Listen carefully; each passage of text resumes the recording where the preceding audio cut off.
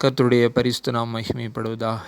இந்த வேளையிலையும் கிறிஸ்துவினுடைய அன்பை குறித்து சபைக்கு எடுத்துரைக்க நான் ஆசைப்படுகிறேன். சபைக்காக இந்த பதிவை நான் அப்லோட் பண்ணுறேன். சபை இந்த நாள் எப்படியாக காணப்படுகிறது? கிறிஸ்துவினுடைய அன்பை விட்டு தூரமாக காணப்படுகிறது. கிறிஸ்துவினுடைய அன்பை விட்டு ரொம்ப தூரம், அதிக தூரமாக காணப்படுகிற சபையை தான் இன்றைக்கி அநேக இடங்களில் நம்ம பார்க்குறோம். அப்படி பார்க்கும்போது நாம் எதை சிந்திக்கிறோம் அப்படின்னா, கடந்த நாட்கள் எவ்வளவுக்கு அதிகமாக சபை, ஆதிம சபை எந்த அளவுக்கு ஆவியானவருடைய அபிஷேகத்தில் நிரம்பி இருந்துச்சோ அந்த அளவுக்கு இன்றைக்கி பின்தங்கின நிலை காணப்படுகிறது சபையில். அப்போது நம்ம இந்த நாட்கள் என்ன செய்யணும் அப்படின்னா, சபையை சுத்திகரிக்கிற ஒரு நாட்களாக இந்த நாட்கள் காணப்படுகிறது. சபை சுத்திகரிக்கப்படணும்.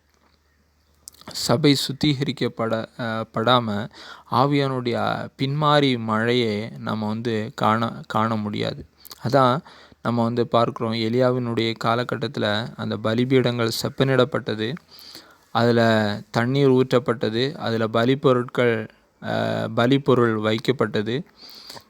அதற்கு பின் தான் அந்த இடத்துல அக்னியை நம்ம பார்க்குறோம்.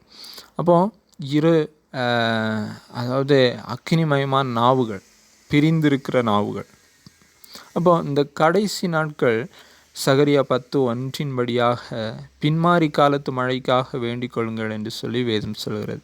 பின்மாறி காலத்து மழைக்காக நாம் வேண்டிக் கொள்ள வேண்டும். சபையின் மேலே, சபை சீர்பட்டு இருந்தால் மாத்திரம் அதன் மேலே அக்கினியை ஆண்டவர் பின்மாறி காலத்து மழையை சொரிய, அவர் பெய்ய பண்ண அவர் வல்லவராக இருக்கிறார். அப்போ சபை என்ன செய்யணும்? ஆதிம அன்பை திரும்பவும் கட்டி எழுப்ப வேண்டும். பலிபீடம் எப்படியாக செப்பனிடப்பட்டதோ அப்படியாக மீண்டுமாக சிதறி இருக்கிற அந்த நம்முடைய, அதாவது கிறிஸ்துவோடு கூட உள்ள நம்முடைய அந்த ஐக்கியத்தை, அந்த அன்பை சீர்படுத்த இந்த கடைசி நாட்கள் ஆண்டவர் ஒரு குரலை எழுப்புகிறார்.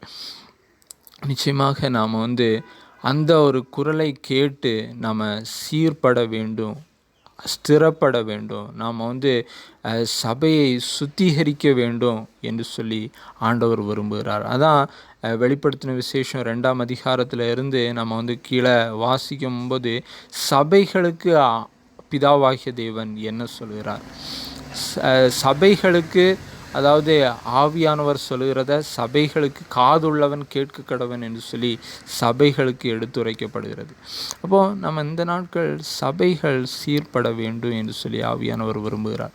அப்போது நம்ம சீர்பட வேண்டும் என்றால் ஆதியில் கொண்டிருந்த அந்த அன்பை விடாதபடி அதை திரும்பவுமாக கட்டி எழுப்பக்கூடியவர்களாக காணப்பட வேண்டும். திரும்பவுமாக கட்டி எழுப்ப வேண்டும் என்றால் கிறிஸ்து எவ்வளவுக்காக சபையை நேசிக்கிறார் என்பதை நாம் அறிந்து கொள்ள வேண்டும். கிறிஸ்து எவ்வளவு ஆழமாக கிறிஸ்து சபையை நேசிக்கிறார், மணவாட்டியான தன்னுடைய சபையை நேசிக்கிறார் என்பதை நாம் அறிந்து கொள்ள வேண்டும். சரீரமான சபை, அதாவது நாம் தேவனுடைய ஆலயம் அப்படின்னு சொல்லப்பட்டிருக்கிறது. நம்ம எவ்வளவாக அவர் அன்பு கூர்ந்திருக்கிறார், அவர் மன்னித்து ஏற்றுக்கொண்டு இருக்கிறார், நம்முடைய பாவங்களை அவர் கழுகி சுத்திகரித்து மீண்டுமாக பரிசுத்தப்படுத்தி நிலைநிறுத்தி இருக்கிறார் என்பதை ஆழமாக நாம் படித்து அறிய வேண்டும். வேத வசனத்தில் சொல்லப்படுகிற அந்த ஆழமான காரியங்கள் நான் இந்த நாட்கள் சொல்லிக்கொண்டு வருகிற ஒரு வசனம், யோவான் 3ஆம் அதிகாரம் 16வது வசனம். தேவன் தம்முடைய ஒரே பேரான குமாரனை விசுவாசிக்கிறவன் எவனோ அவன் கெட்டு போகாமல் நித்திய ஜீவனை அடையும்படிக்கு அவரை தந்தருளி இவ்வளவாய் உலகத்தில் அன்பு கூர்ந்தார்.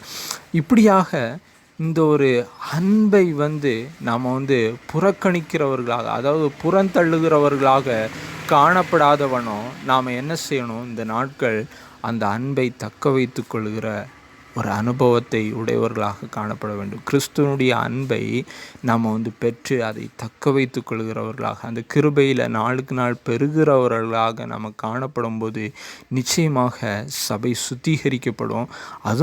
அது மாத்திரம் இல்லை, எழுப்புதலின் மழையை, பின்மாறி காலத்து மழையை ஆண்டவர் சொரிய அவர் வல்லவராக இருக்கிறார். அவர் பெய்து இறக்க அந்த மழையை நமக்கு தர அவர் வல்லவராக இருக்கிறார். அது எப்படியாக இருக்குமா? சகரியா 10ஆம் அதிகாரம் அதில் 1வது வசனம் தெளிவாக எடுத்துரைக்கிறார். அது இடி முழக்கத்தோட அந்த மழை பயங்கரமாக